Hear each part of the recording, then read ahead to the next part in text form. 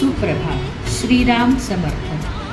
हिंदू जागृती न्यास व श्री घंटाळे देवी संस्थांच्या प्रभातेमन या कार्यक्रमात डॉक्टर अश्विनी बापटचा सस्नेह नमस्कार. श्री ब्रह्मचैतन्य महाराज गोंदवलेकर प्रवचने. 10 मे. देह मनाने व्हावे रामार्पण. भगवंताची उपासना दूर करी सर्व यातना. चित्ताची स्थिरता भगवंतेच्या उपासनेत निश्चितता. देह जरी जीर्ण फार तरी वासनेचा जोर अनिवार. हे जाणून चित्ती एक भजावा रघुपती. हृदयी करता भगवंताचे ध्यान. नामाविण उच्चार दुजा न जाण. त्यात व्यवहाराचे जतन न दुखवावे कोणाचे अंतःकरण. असा नेम ज्याच्या पाशी राम तेथील रहिवासी. मी रामाचा रामा तू माझा हाच अखंड असावा हव्यास. ऐसे ध्यावे रामाला की जे जीवे प्यारे झाले मला. आता याहून दुजेन सांगणे काही रामाविण जगू नाही. जे जे होणार ते होतच जाते ते भगवंताच्या इच्छेने घडते. ऐसे आणणी मना याची नाव उपासना. अखंड रामसेवा ज्याला लाभली धन्य धन्य त्याची माऊली. स्वार्थरहित रामसेवा याहून लाभ दुजान जीवा. राम ठेवा मनी तो ध्यात जावा मानस पूजनी. वाचेने भगवंताचे नाव कायेने भगवंताची सेवा. चित्ती भगवंताचे ध्यान आपण रहावे रामार्पण. याहुनी अन्य सेवा कोणतीही न जाण. उपासना असावी बळकट तेथे नसावी कशाची अट. उपासनेचा असावा जोर ज्याने होईल मन स्थिर. आपले जीवन ज्याचे हाती त्याची नेहमी ठेवावी संगती. जे जे काही मी करावे त्याला परमात्मा साक्षी हे जाणावे. मनी न सोडावा धीर आहे म्हणावे माझा रघुवीर. करावे भगवंताचे चिंतन होईल स्वतःचे विस्मरण. सर्व आहे रामाधीन आपण निमित्ताला कारण. रामावर ठेवावे चित्त जैसे प्रपंची वसावे वाटते वित्त. उपासनेचा नर त्यांनी राहावे खबरदार.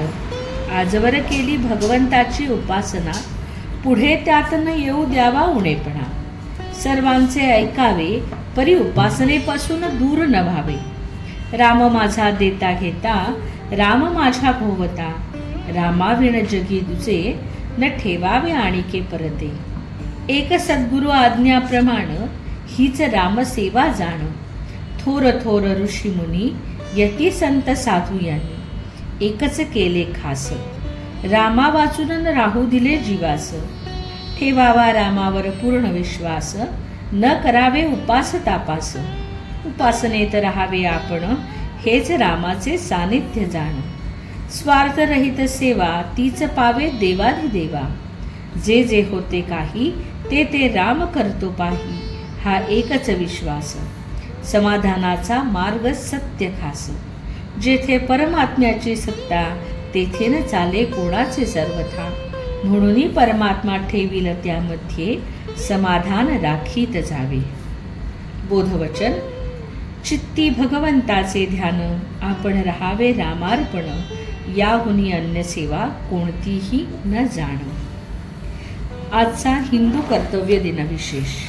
मंडळी, आज 10 मे अक्षय तृतीया, परशुराम जयंती, महात्मा बसवेश्वर यांचीही जयंती.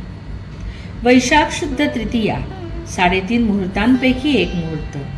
या दिवशी अन्नपूर्णा, नरनारायण, हयग्रीव व परशुराम यांची जयंती असते. व्यासांनी महाभारत लेखन याच दिवशी सुरू केले. बद्रीनाथाचे द्वार या दिवशी उघडतात. या दिवशी भगवान विष्णूंचा 6वा अवतार परशुरामाचा जन्म झाला. वृंदावन क्षेत्रातील बाके बिहारी मंदिरात फक्त या दिवशी चरणदर्शन होते. चैत्र गौरीच्या व्रताची समाप्तीही या दिवशी होते. अक्षय तृतीयाला दानाचे खूप महत्त्व आहे.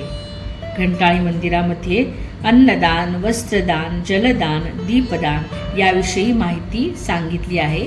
आपणही जरूर दान करावे.